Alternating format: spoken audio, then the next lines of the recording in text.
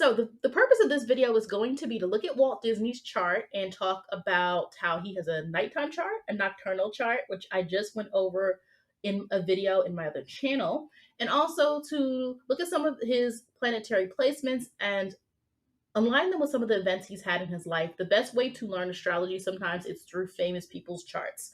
We all know who these people are. If I pull up, Cousin Brenda's chart, you don't know Cousin Brenda. Yes, we can use anyone's chart as a basis for learning. I'm not saying we can't use anyone's chart, but sometimes famous people we've all heard of, it makes it a little bit more concrete. Now, again, as I said before in some of my videos, when I use a chart, we are looking at who has the best astrological example. Just because we pull up someone's chart, or I do, does not mean that I endorse everything. Of course, we know Disney has a legacy, right? Regardless of what you feel about this man, he has a legacy. Disney is still the brand of Disney is still going on and on and on to this day. There's not a single person doesn't know what Disney is. Of course, there are the amusement parks as well. Like, Disney is huge. A lot of us grew up watching Disney movies. Now, I do know that there are some people who are pushing back against some of his traits and saying that, they're accusing him of racism. They're accusing him of sexism, and I think also read anti-Semitism. Now, you can go and read on that if you would like to. The point is, I'm not saying that's not a valid conversation, right? If people find they have valid examples for that, sure, we can talk about it. Sure, I could talk about it if I wanted to. The point here is I'm studying this chart for astrological insight. So this does not mean the other things about him that people can share that they've experienced or that they believe about him are not valid, but that's not what this video is about. And I just wanted to give that disclaimer that there are things that I choose not to dig into on YouTube that I may actually do in my real life, or that I might have a different platform where I talk about. Okay, so we're going to focus on the astrology here. So a nocturnal chart or a nighttime chart, if it's easier for you to remember, means a person is typically they're born at night. Okay, they're born in the evening. Now, of course, sunset depends on what's considered evening, and you would have to look that up, especially when you know different time zones and different places have different sets. Also, don't worry too much about the 035. That just means 12, okay? All right. So when we look here, it follows the format of a nocturnal chart. His sun is below the horizon. If you're looking here at I'm pointing, or I'm actually moving the mouse back and forth. This darker line here is the horizon that separates the top part of the chart, the south, and the bottom part, the north. And of course, we know the rising sign is always going to be on this cusp of the first house. So therefore, him being born 12:35 a.m., being born in the nighttime, even though we know technically 12 a.m. is morning. We all know this. We've learned that before. But it is a nighttime, right? This is not a daytime situation. So therefore, he's going to connect perhaps more with his moon, with his inner self, right? And so what I found interesting about that was so I'm on Wikipedia. It's the easiest way to find a little bit of biographical data on him.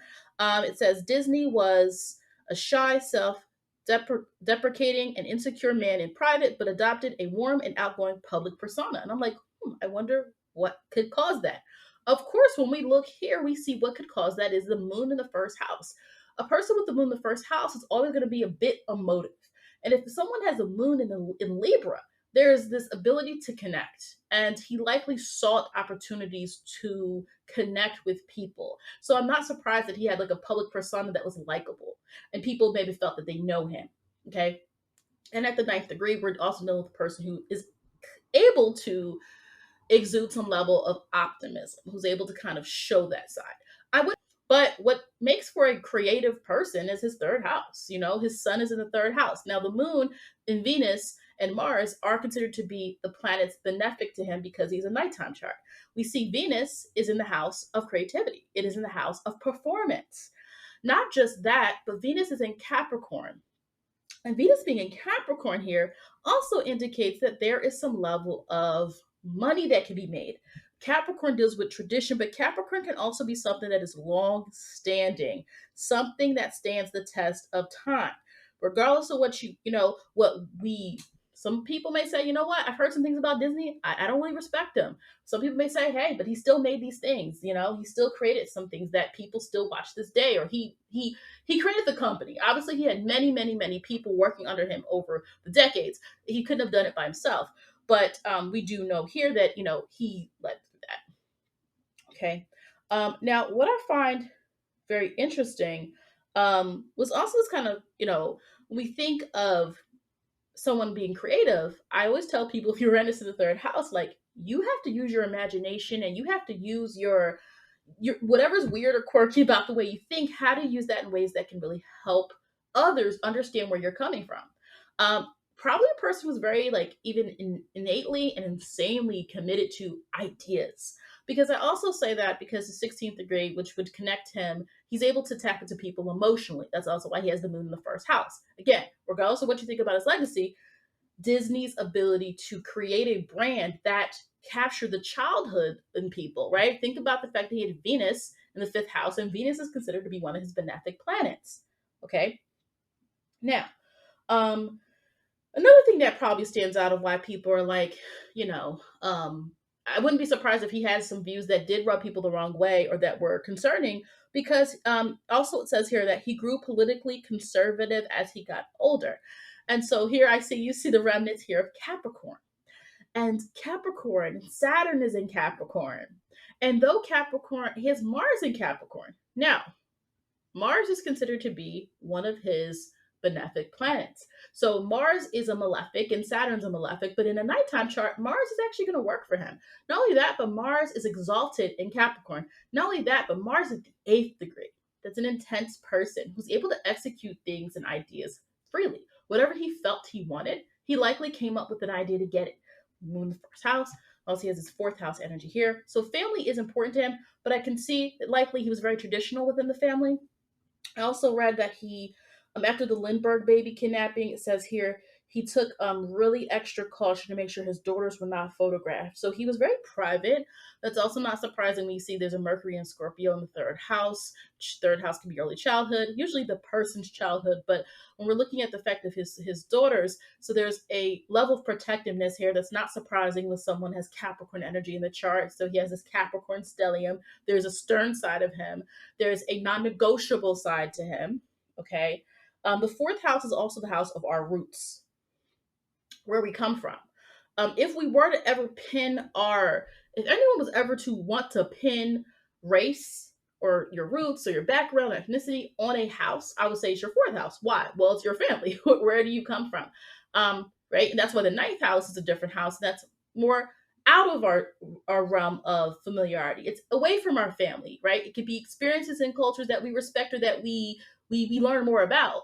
The fourth house, and I say that because if we ever were going to see a person who's very hardcore nationalist, it's going to be in the fourth house, and there is some political concepts he likely had, and there's some things here just about him. So, if we were to look for someone who's like very political, you can tend to see ninth house energy sometimes show that they're the 10th and ninth is your beliefs, right? Ninth can be people who are more like on the platform of speaking, and 10th can be representing more of that, like wanting to be seen in the public eye, right? But fourth helps us see what are we attached to. And so when you're looking at people's views on kinship and race or nationality or how closely aligned they are, you sometimes might want to look at that fourth house. Not only that, but he has Jupiter here, Jupiter on the cusp of the fourth house. And I'm not Jupiter, I'm sorry, Sag. And Jupiter as the ruler is in the same house in Capricorn, right? So that's just something I found interesting. Now, again, I'm not doing a reading as if I would do a chart reading. I go through every house, every planet, every major aspect when I'm doing a chart reading. But this is me not even writing any notes about Disney. This is me pulling Wikipedia and looking at these placements. This is a flash reading. So also what I find interesting is we for someone who's published something, someone who is in the public eye, do tend to look at certain degrees. He does have some Gemini degrees. 27 Mercury. Mercury can be our mind. It is our ability to communicate efficiently. Mercury being the 27th degree. I say a lot, 27 can be really good for people who want to publish or release something. He also has Jupiter in the 15th degree. Okay. So I wouldn't be surprised also if he came from a family background where there was some like level of like seeing the people being hard workers, or in somehow seeing someone having being very traditional in some way. Um, Now, what he does have Chiron in Capricorn. I'm not really going to go over Chiron all that much, but it is conjunct Mars, so there could have been some. Um, there's some like insecurities, and even the Wikipedia says that in terms of what he does or how he does it, or maybe even comparing himself to how other people measure up. A lot of people can be wildly successful, but underneath it all, there can sometimes be some layer of insecurity.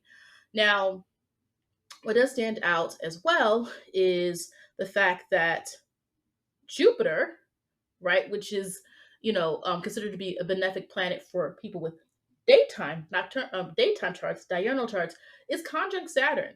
Mars is conjunct Saturn, so Saturn's not really supposed to be that helpful to him, but it is conjunct his planet. It is conjunct Mars, and it's conjunct Jupiter. So it's like he has two planets helping him. Saturn in Capricorn could mean there were times where he has had difficulties in terms of establishing himself, in terms of feeling confident in his reputation, right? So sometimes we'll see people, like I said, very successful, but there still can be some concerns in terms of feeling that they're at the place where they want to be. So let me look here at career really quickly, especially if we look at the end of his career. Talks about the popularity of all of the movies, the theme parks. Yeah. That's why I think it's so important that to see that he has a Venus in the fifth house. Venus, this entertainment aspect to him and what his vision was and what he was able to create here. Let's look and see. Let's look. Do we have any Gemini energy? All right. So it said he was, now in terms of how he passed away of lung cancer.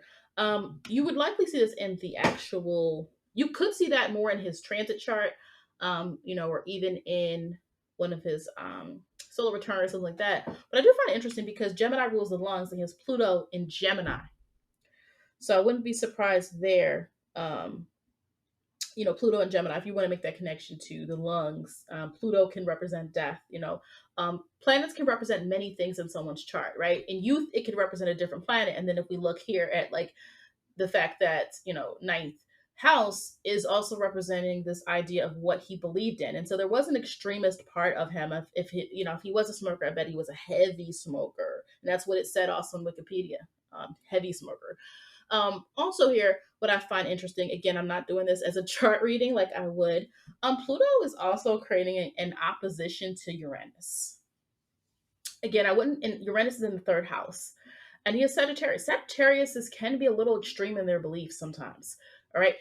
Now, what I like about a Sagittarius sun is he is at the 12th degree. The 12th degree in the system I use is a Pisces degree. So that imagination, that vision, that Disney, right, likeness is very much a part of his identity, in terms of what he was able to create in his vision, and also his ability to believe in himself. Now, at the same time, like I said, Pluto opposing Uranus, the ninth house of beliefs and morals, and our ability to, speak out, or to identify what our lifestyle is, or what our philosophies are. The third house of the mind. I find it interesting, Pluto being opposing Uranus in his chart, but it would likely mean to me extreme. I wouldn't be surprised if he had a very extreme views on something. That would not surprise me at all. If, people who knew him really, really closely could probably notice what that was. What I do like as well about his vision, I'm seeing the Pisces energy in here, is one he has. So, he's not a Pisces, of course. And if I got rid of Pallas and Vertex, you would be like, whoa, there's no Pisces in this chart. However, what I do see here is a couple of things. The 12th degree, like I said, is associated with Pisces energy, Neptune.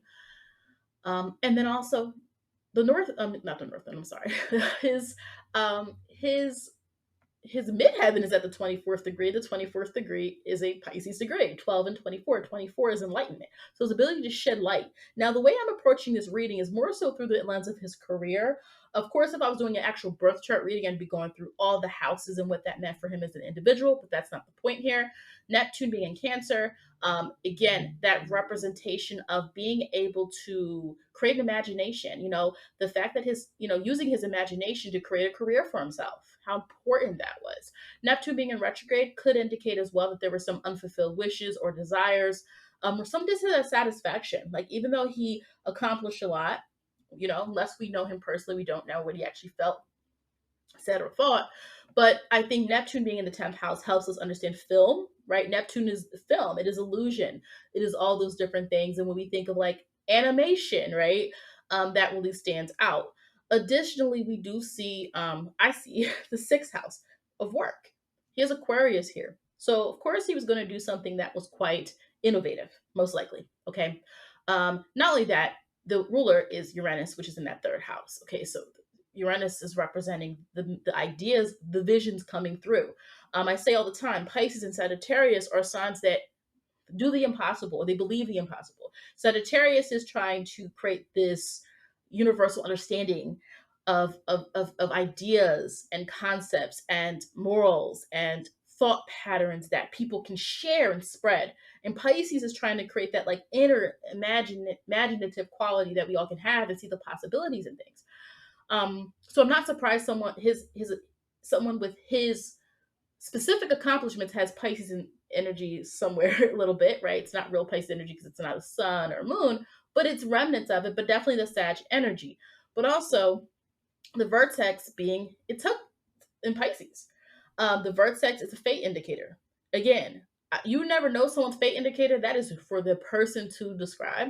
So even when I do readings for people, I'll tell you like it could be a moment like this, but it is really up for each person to define what that moment is. But you could suggest that his vertex being in Pisces was about him working hard on an imaginative idea. And I'm pretty sure him doing this set him up and his family for obviously generations to come, because you also have Uranus being ruled by Saturn in the 4th house. So being able to provide for his family through his work, right?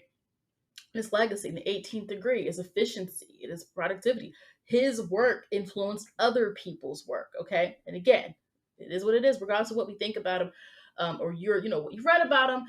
Again, a lot of the stuff that's resurfaced in recent years about him are not necessarily good things, but he still existed, right? And I think we can have those important conversations about people's views and what we don't respect about their views, but at the same time, he existed. He created Disney. That is a fact. Pallas being in Pisces, it also focuses on the fact that Pallas, asteroid, creative intelligence, his ability to know what people needed, I think was probably very important. The fact that the 7th degree is a Libra degree and he has a Libra moon, it's like the reason people liked his animation was because it touched something inside of them. It really like lit up the inner child in everybody, you know? And so I do think like his ability to channel that was likely important. His ability to like know what people didn't know they needed, and in Palace and Pisces is literally about being able to uplift other people. Again, you can go back. There are some video clips of past movies he did where you could definitely see that there is some discrimination there. So that's definitely true. But in general, we look at the big picture. We know, there's still some of I'm sure we all have a classic Disney film or something that we tend to like. Um, Let me see if there's anything else I wanted to say.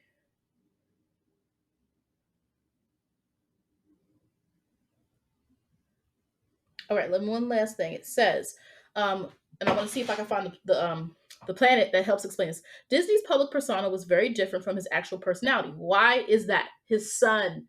He's not he's not dealing from his son authentically, because as we know, even his son being opposing Pluto. I talked about the Uranus opposing Pluto, but also his son opposes Pluto. Like sometimes people with opposing or squares of Pluto struggle with their actual their own power, their own self, their ability to evolve into the person that they want to be. Usually, there's some power issues people have internally sometimes with sun aspects to Pluto that are square or opposition. So the reason why I'm bringing that up is because, again, remember, he has a nocturnal chart.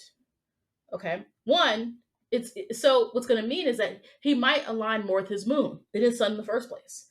So it says, playwright Robert E. Sherwood described him as almost painfully shy, diffident, and self-deprecating. According to his biographer, Richard Schickel, Disney hid his shy and insecure personality behind his public identity. Where do we see that? his moon, his first house, his ability to relate to people, his ability to kind of meet them on the level. But that's not really who he was. Now, where else can we see that he's secretive? Well, let's look. He's a Virgo moon. Virgo rising. 25th degree. Okay, 25, Aries. Aries degree, entrepreneur. 25s are entrepreneurs, or they're able to like take Aries energy to the next level. So you know how sometimes Aries energy can be impulsive, erratic, uncertain, you know, disorganized. That's the negatives that people ascribe to Aries. But the positive is the Aries energy that is bold and confident and courageous and successful. So 25th degree carries with him. Okay, that 25th degree being successful. But the ruler of his chart is Mercury in the 27th degree, which I already discussed, in Scorpio. So his actual persona and his chart ruler is in a sign.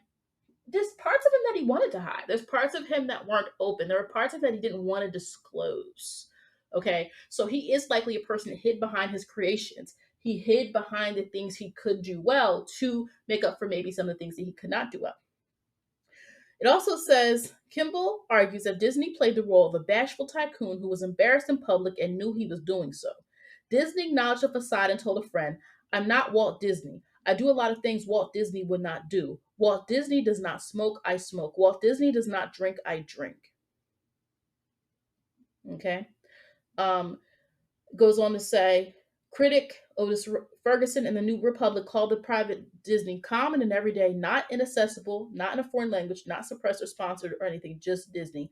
Many of those with whom Disney worked commented that he gave his staff little encouragement due to his exceptionally high expectations.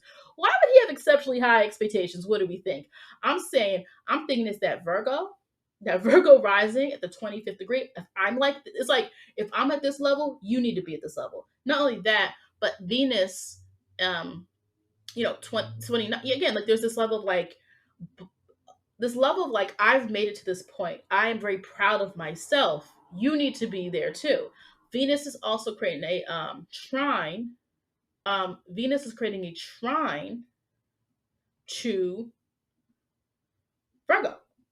Venus creating the trine to Virgo can also, not just the trine, what is it in? Earth signs. What earth signs? Virgo, that's a perfectionist. Some Virgo energy can be about the perfection. And then also Capricorn, which is about working hard. So that can also be explaining that he expected his team or his workers to be on that certain level as him.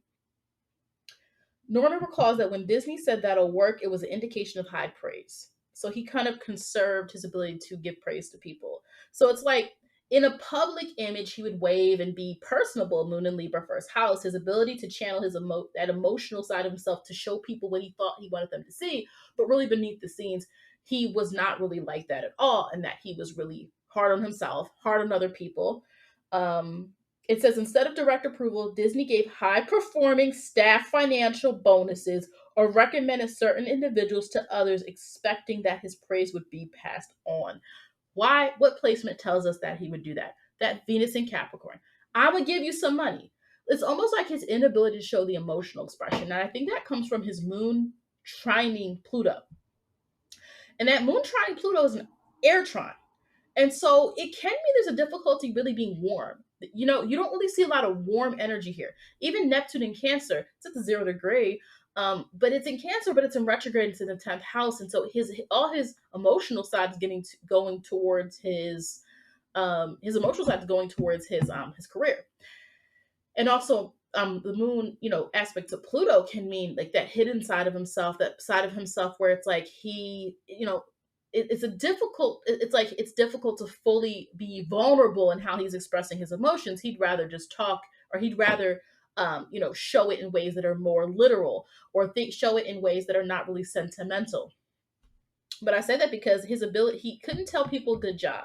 He didn't want to tell people when they were doing well, right? There was a blockage there. But he has Venus in Capricorn, which means I'm appreciating you through money. I'm going to appreciate you through what I give you, right? That's also can be that Sagittarius thing, Sun's conjunct Uranus. That can also mean like there's some oddities, some quirks there in terms of how he was and how he expressed himself. So at this point, we're going to end this. Again, this is not a reading. This is more a flash reading, okay? This flash reading, looking at a chart I've never looked at before. His North Node being in Scorpio second house, you could definitely indicate that has to do with his success, his ability to earn through other people's investment in his career. I mean, yeah, in his career, in his work. Um, North Node also being in the second house again, that deals with money. North Node being in Scorpio, it is about that intensity. So there was a part of him that was supposed to be dealing with intense emotions. Not sure if he got to the point to do that, but attaching himself to things. Whereas his South Node in Taurus is obviously he would be trying to release, trying to look at only things from a tangible way. So hopefully he was, able to attach himself to some things. Also, we look at the moon. We also have to understand the fact that even like his public, like associations, he has Cancer here. People in some of his inner circles liked him, I bet.